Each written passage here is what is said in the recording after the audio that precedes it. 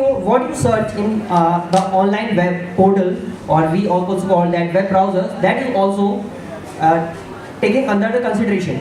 What you scroll and how much time you spend in the web page is also counted in the terms of digital surveillance. During the Maurya Empire, it was known as how digital was not there, so they were using the spies. They were known as Guptachar among the common public. But now that is used in the digital surveillance by monitoring the online multimedia platforms. The GPS is and the satellites, they continuously monitor. There is a different wing. When these things are used by the government, it is ethical. But when the corporates such as YouTube use our digital footprints to track what we search, how our ads are designed, where we are sitting, where we are going, when we enter a specific area, they show the places which we can visit. These are under the corporate surveillance.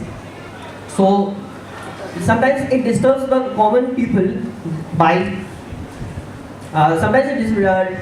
disturbs the common people by harassing their ethics. People shop more because of this online surveillance. The advertisement which they see, they tend to buy it. If you have taken a mobile online, then after few days you will receive the notifications of its back camera, its additional accessories. This all leads to morality clashes. So would you like to add some comments?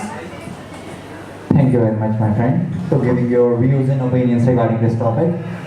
Ladies and gentlemen, myself Nikhil Mishra, and according to me, digital surveillance doesn't lead to morality crisis, and my facts and opinions clearly signify that. My first opinion and first fact is that digital surveillance is not only limited to social media accounts or any of Facebook, YouTube and Twitter account. It's also related to your day-to-day work also. Suppose you are going from your home to office, so the cameras which are monitoring you is also a part of surveillance. Now when it comes to government, so there are some set of rules which are followed by government in these days. The first fact is that still the petition filed by Human Rights Commission is in the court for the right of privacy by the Indian government.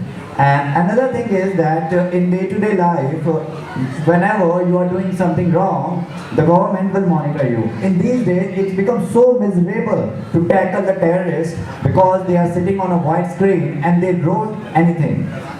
We have lived unless and until we have digital surveillance. We have endless amount of information, my friend, endless. It's like a big ocean, more than a Pacific. And on that ocean, some information are relevant and good, and some are too dangerous. Like I can share you an example. There is a website or Excel portal called Dark Web, where everyone can go and search about arms, drugs, child prostitution, and other things which can lead society to a big hell. And thank you by the Cyber Cell of India and the Cyber Cell of the world, which can clearly signifies that those things can be tackled by the government surveillance. In these days, it is very much necessary, importantly, that government can surveillancely monitor who is telling right thing and who is doing right thing. Because the media and the mobs are coming in front and they are always pointing fingers towards government that you are not doing anything right.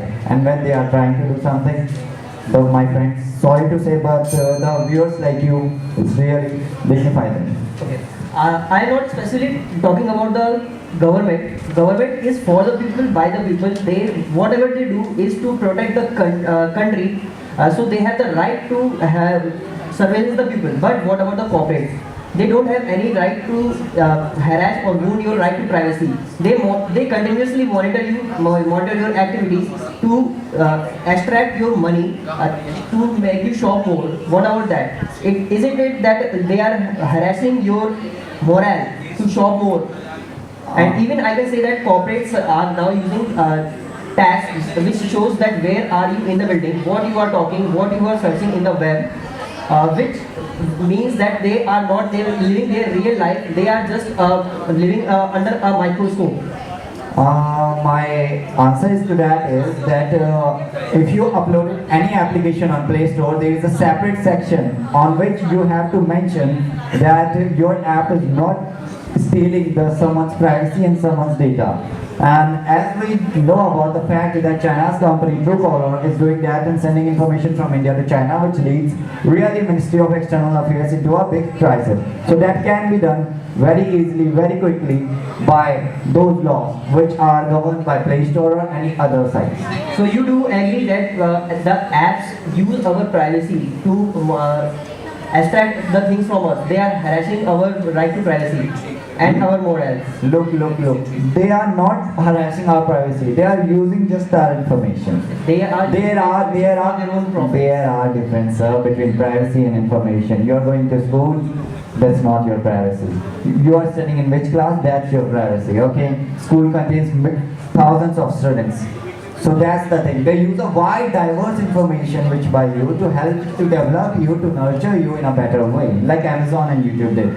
But every mobile have a GPS. So where I am sitting right now, the government knows it, the corporate knows it, even my mobile company knows where I am. So time is over. Sorry, I'm not supposed to answer this. Thank you very much. Thank you very much everyone for listening.